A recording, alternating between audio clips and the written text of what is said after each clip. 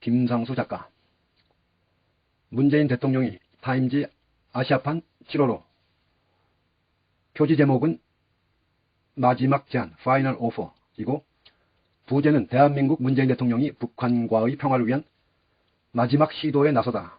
South Korea's 문재인 makes a last push for peace with the North 이다. KBS 김경진 기자. 문 대통령이 타임지 모델로 등장한 건 2017년 5월 더불어민주당 대선 후보 시절 협상가 The Negotiator란 제목으로 게재된 지 약 4년여 만입니다. 타임지 표지를 통해 한반도 평화를 위한 협상가로 대두됐던 문재인 대통령이 4년 만에 북한의 마지막 제안을 던지는 셈입니다. 미 바이든 대통령과 평화 위한 마지막 시도. 기사는 2018년 8월 19일 문재인 대통령이 평양 능라도 5일 종합경기장에서 평양 시민 15만 명을 앞에 두고 한 연설에 대한 회고로 시작됩니다. 문 대통령은 북한 사람들의 눈빛과 태도를 통해 그들 역시 평화에 대한 열망이 크다는 것을 알 수 있었다고 말했습니다. 또 북한이 매우 달라졌으며 발전하기 위해 전력을 기울이고 있음을 확인할 수 있었다고 회고했습니다.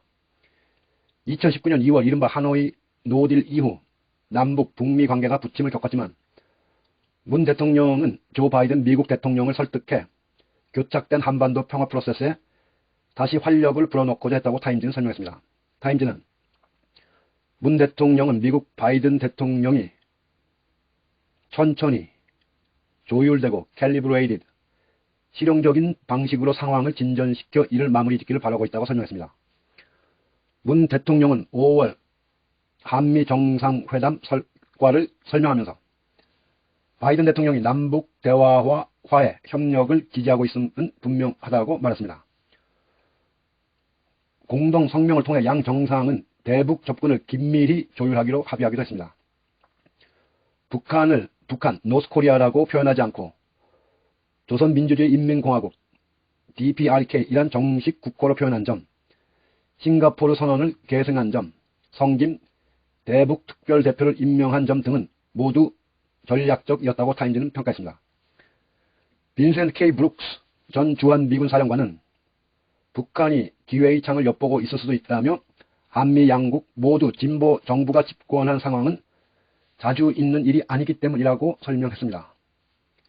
대화 테이블로 오게 할 방법은 백신 외교.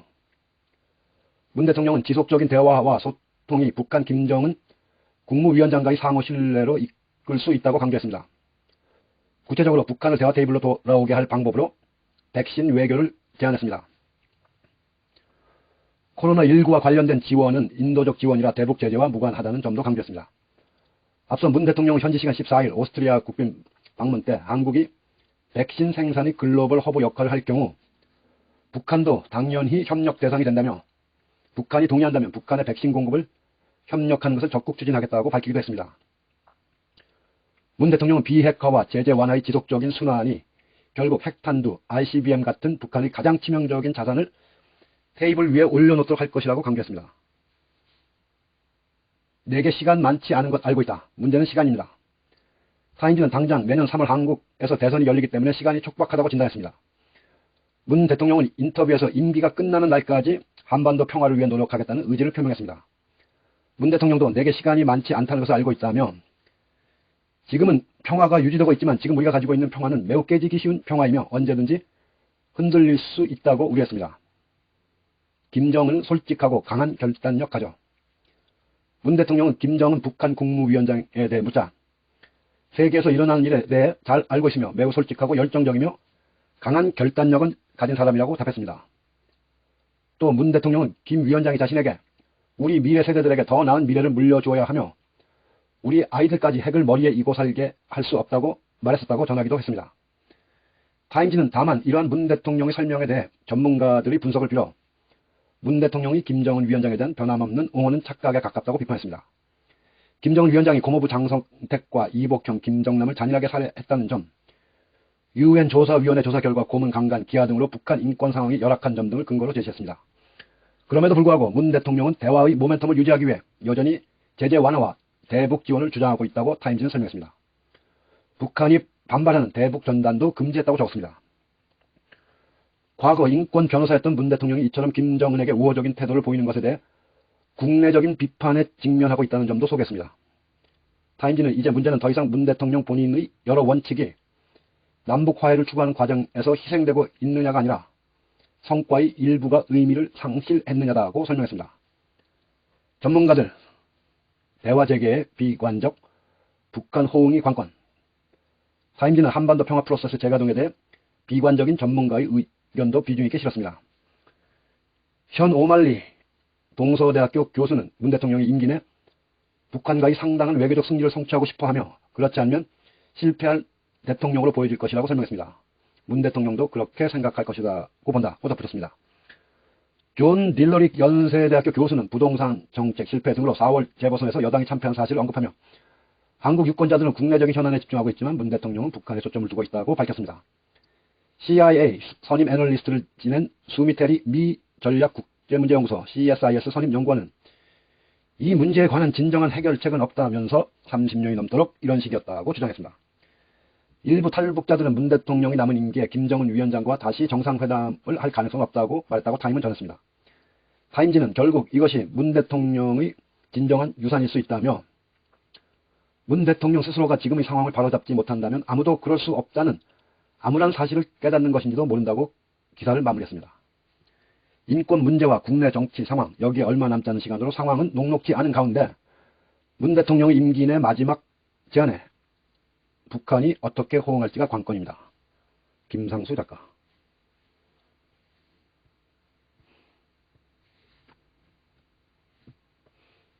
원문을 보면 South Korean President Moon Jae-in makes one last attempt to heal his homeland. 한국 대통령 문재인 대통령은 마지막 시도 one last attempt to heal his homeland. homeland 그의 조국을 치유하기 위해 마지막 시도를 합니다.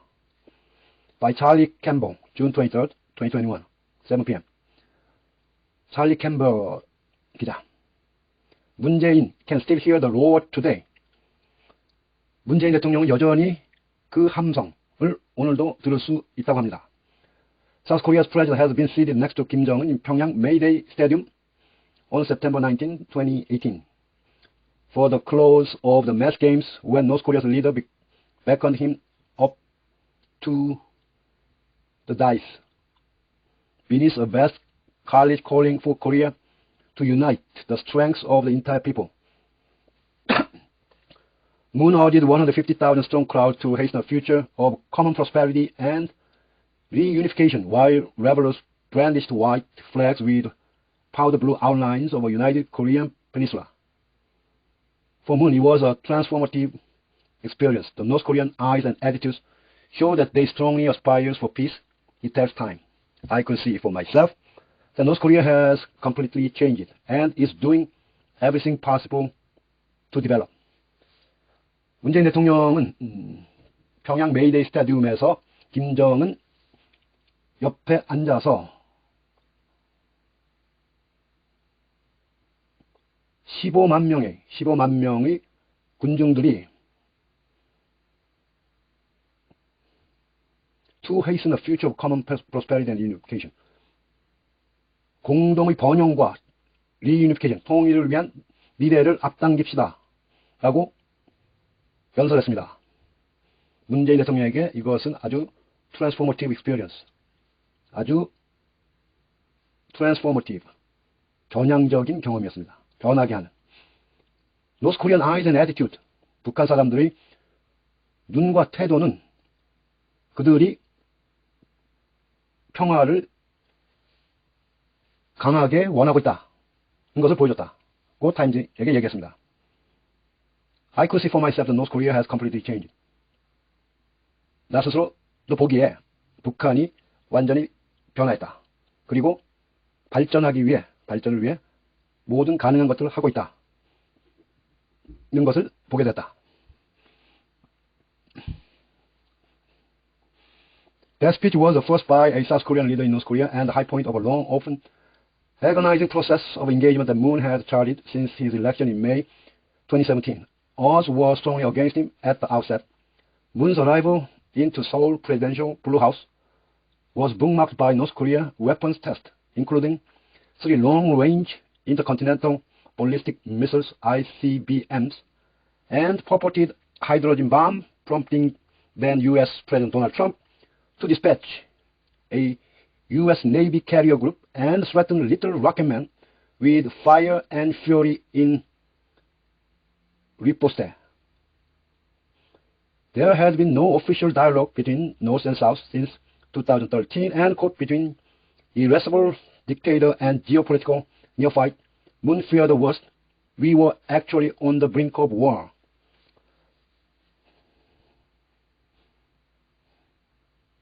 문재인 대통령이 처음으로 행한 그 연설은 처음이었고, the speech was first by a South Korean leader in North Korea and the high point of long, open, agonizing process engagement. 그리고 문재인 대통령이 2017년 5월에 선거에서 당선된 이래로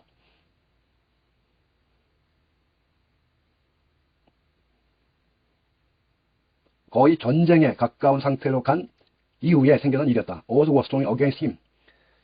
처음에는 문재인 대통령에게 노스코리아, 북한의 핵무기, 그리고 ICBMS, 그리고 수소폭탄이 미국 도널드 트럼프 대통령으로 하여금 김정은을 리틀 로켓맨이라고 위협하고 불과 fire and fury, 불과 분노로 북한에 대응할 것이다 라고 시작된 문재인 대통령의 임기 초반의 일이었다. 그리고 2013년 이후 남북 간의 다이얼로그는, 공식적인 대화는 없었으며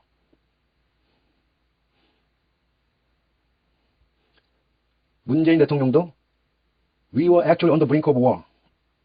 우리는 실제적으로 전쟁의 시작점에 있었다고 말했다.